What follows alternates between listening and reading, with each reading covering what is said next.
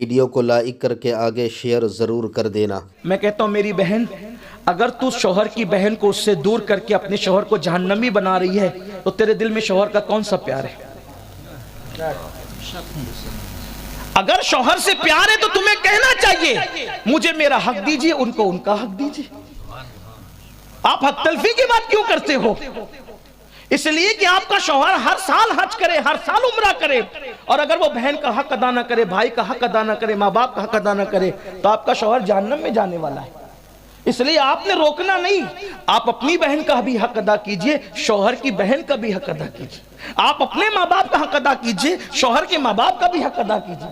ایک چھوٹی سی بات یہاں یاد آئی، ایک دن شوہر نے اپنی بیوی سے کہا دیکھو میرے ماں باپ آنے والے، ابھی جلدی کا واقعہ ہے، الگ رہتے تھے، کہا میرے ماں باپ آنے والے ہیں، ایک کام کرو ذرا تم یہ ڈش یہ کھانا بنا لو۔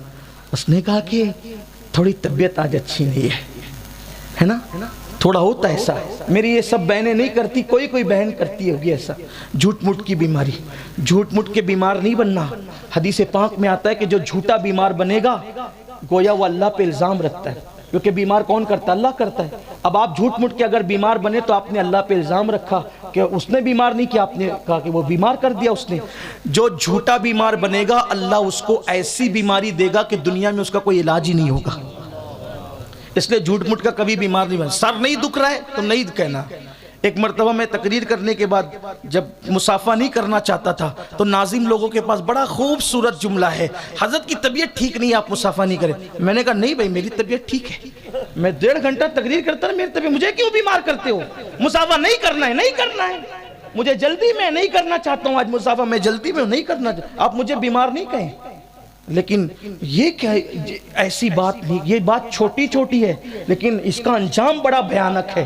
1.5 گھنٹے تک مولانا چیخ رہے تھے، آخری میں مصافحے کی بات آئی تو بولے بیمار ہے حضرت، تو یہ 1.5 گھنٹے تک چیخ کون رہا تھا؟ طاقت مصافحے میں زیادہ لگتی ہے کہ تقریر میں زیادہ لگتی ہے؟ اس لیے یہ سب باتیں مت کیا کرو، اس سے بہت بھیانک انجام ہوتا ہے۔ یہ باتیں چھوٹی ہے لیکن ہے بہت بڑی۔ تو کہا کہ میری طبیعت ٹھیک نہیں آج، تو کہا کہ پھر تو میرے ماں باپ آ رہے نا، کہا ہوٹل سے منگا لیں گے نا، کھانا ہوٹل سے آ جائے گا، کوئی بات نہیں ٹھیک ہے۔ شام ہوئی، ہوٹل کا کھانا آ گیا، کہا آپ کے اماں ابا آئے نہیں؟ کہا آنے والے۔ تھوڑی دیر میں دیکھا کہ ساس سسر نہیں آئے، یعنی شوہر کے اماں ابا نہیں، خود کے اماں ابا آئے۔ کہا کہ ارے آپ لوگوں نے اطلاع نہیں دی، اطلاع کے بغیر آ گئے؟ کہا صبح تو داماد راجہ کو فون کیا تھا کہ ہم آنے والے ہیں، انہوں نے فون اٹھایا تھا، تو کہا کہ آپ نے مجھے بتایا تک نہیں، آپ مجھے بتاتے تو میں کچھ ماں باپ کے لیے انتظام تو کرتی، یہ ہوٹل کا کھانا یہ وہ ایسا ویسا کھانا ہوتا ہے، ارے ذرا اچھا بناتی۔ تو مسکرا کے کہا اگر میرے ماں باپ ہوٹل کا کھا سکتے ہیں تو آپ کے ماں باپ کیوں نہیں کھا سکتے؟ اس طرح نہ کیا کرو، یعنی اپنے ماں باپ کے وقت میں کوئی بیماری نہیں ہے، اور شوہر کے ماں باپ کے وقت بیماری ہے، ایسا نہ کرو، حقوق ادا کرو۔ تم دوسروں کے حقوق ادا کرو گی ہمیشہ سکون سے رہو گی۔ حق مانگنے والا بے چین ہوتا ہے، حق ادا کرنے والا ہمیشہ پرسکون ہوتا ہے۔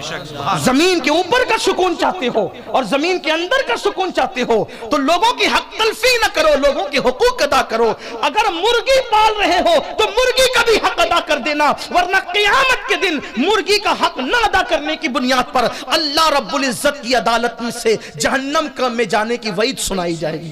حضور علیہ السلام نے فرمایا اگر مرغی تمہارے ذمے پر ہے، کھانا پانی اس کا، اگر تم نے مرغی کو بھوکا رکھا تو مرغی کی بنیاد پر بھی تم جہنم میں جا سکتے ہو۔ اس لیے تھوڑا خیال کیا کرو، صرف نماز روزہ حج زکوٰۃ عبادت نہیں ہے، یہ بھی عبادت ہے۔ تو عرض کر رہا تھا کہ حضور علیہ السلام ایک بڑھیا کی خبر گیری کے لیے جاتے تھے، اب وہ کام تھا، حضور تو پردہ فرما گئے، کون جائے گا؟ کام نہ لکھا تھا نہ نام لکھا تھا۔ فاروق اعظم نے معلوم کر لیا کہ یہ کام کون سا ہے۔ فاروق اعظم گئے تو کیا دیکھا کہ جس بڑھیا کے گھر کے کام کاج کی ذمہ داری کسی کا نام نہیں لکھا ہے، وہ کام بھی ہو چکا ہے اور کوئی خدمت کر کے پورا اسرار خادم جا بھی چکا ہے، چلا گیا۔ کون تھا بھائی؟ نام ہی نہیں ہے یہاں تو، اور ہم تو سارے کام نام کے لیے کرتے ہیں۔ میں اپنی قوم سے یہی کہتا ہوں، چندہ نام کے لیے لکھا رہے ہیں ہم، مسجد مدرسے نام کے لیے بنا رہے ہیں ہم، محفل نام کے لیے سجا رہے ہیں ہم، نام نام نام نام، لیکن جس نام کے لیے اتنا سب کچھ کر رہے ہیں، مریں گے تو سب سے پہلے یہ نام ہی چھن جائے گا۔ لوگ یہ نہیں کہیں گے امین القادری کو اٹھاؤ، امین القادری کو لے جاؤ، امین القادری کو نہلاؤ، امین القادری کو دفن کرو۔ لوگ کہیں گے میت کو اٹھاؤ، میت کو نہلاؤ، میت کو لے کر جاؤ، ہے نا؟ نام کے لیے کتنے جنگیں کی، کتنے لڑے، کس کس کے اوپر کیا کیا کیچڑ اچھالے، لیکن سب سے پہلے مرنے کے بعد جو چھینا جائے گا وہ کیا ہوگا؟ میت نام ہو جائے گا اپنا۔ اور جو اللہ کے لیے کام کرتا ہے، قبر کا نشان رہے نہ رہے، تمہارے ناموں کا نشان ضرور رہے۔ حضور حافظ ملت فرماتے تھے لوگ نام کے لیے کام کرتے ہیں، لوگوں کام کرو نام تو ہو ہی جائے گا۔ اور امام اہل سنت فرماتے ہیں مٹتے مٹتے نام ہو ہی جائے گا۔ نام کے لیے مت کرو، اللہ کے لیے کچھ کرو۔ کہ نام نہیں لکھا، خدمت کرنے والا خدمت کر کے چلا گیا، دوسرے دن اور جلدی آئے تو بھی چلا گیا، تیسرے دن اور جلدی آئے تو کیا دیکھا کوئی آیا ہے چہرہ چھپایا ہوا ہے، پیر میں جوتے بھی نہیں ہیں، چپل بھی نہیں ہے، ننگے پیر آیا، دبے پیر گیا، خدمت کر کے واپس جانے لگا، دامن پکڑ لیا۔ کون ہو؟ ہم گناہ کرتے ہیں منہ چھپا کر، ہم گناہ کرتے ہیں منہ چھپا کے، وہاں نیکیاں کی جا رہی تھی منہ چھپا کے۔ ہم چھپ کے گناہ کرتے ہیں، وہاں چھپ کے نیکیاں کی، یار کے لیے نیکی کی جائے۔ سب سے بہترین نیکی وہ ہے جو آپ جانے اور آپ کا رب جانے، تیسرا کوئی نہیں، بلکہ نیکی وہی ہے، صرف نیکی وہی ہے، نیکی وہی ہے جو اللہ کے لیے کی جائے۔ اس لیے کہ حضور مفتی اعظم کہتے ہیں نفس بدکار نے دل پر یہ قیامت توڑی، عمل نیکی ابھی تو چھپانے نہ دی۔ نیکی وہی نیکی ہے جو اللہ کے لیے کی۔ تو کہا کون ہو؟ چہرے پر نقاب تھا، کہا چھوڑو، بتائیں تو صحیح تاکہ ہم لوگوں کو بتا سکیں کہ کوئی ایسا بھی تھا۔ چہرے سے نقاب الٹا تو وہ کوئی اور نہیں تھا، وہ میرے نبی کا یار غار سیدنا صدیق اکبر تھے۔ ابو بکر مسلمانوں کے امیر، ننگے پیر آتے ہو؟ کہا رات کا وقت ہے نا، اگر جوتے یا چپل پہن کر آئیں گے تو ہو سکتا ہے جوتوں کی آہٹ سن کر کوئی اس طرف متوجہ ہو جائے، تو آہٹ سے بھی کوئی متوجہ نہ ہو سکے، اس لیے خاموشی سے آ کر کے خدمت کر کے چلے جاتے۔ یہ تھے سیدنا صدیق اکبر رضی اللہ تعالیٰ۔ اب آپ غور فرمائیں، رسول اللہ جس بڑیا کے گھر جاتے تھے اس بڑیا کا خیال اتنا کر رہے ہیں صدیق اکبر۔ ذرا جملے پہ توجہ کرنا، بات ختم کرنے چلاؤں، انشاءاللہ تعالیٰ کچھ آپ کو سمجھ میں آئے گا۔ جس بڑیا کے گھر حضور جاتے تھے اس بڑیا کا حضور کو، صدیق اکبر کو اتنا خیال تھا، جبکہ وہ بڑیا کوئی رشتہ دار نہیں تھی، کوئی اولاد نہیں تھی، کوئی قریبی تعلقات یعنی رشتہ نہیں تھا۔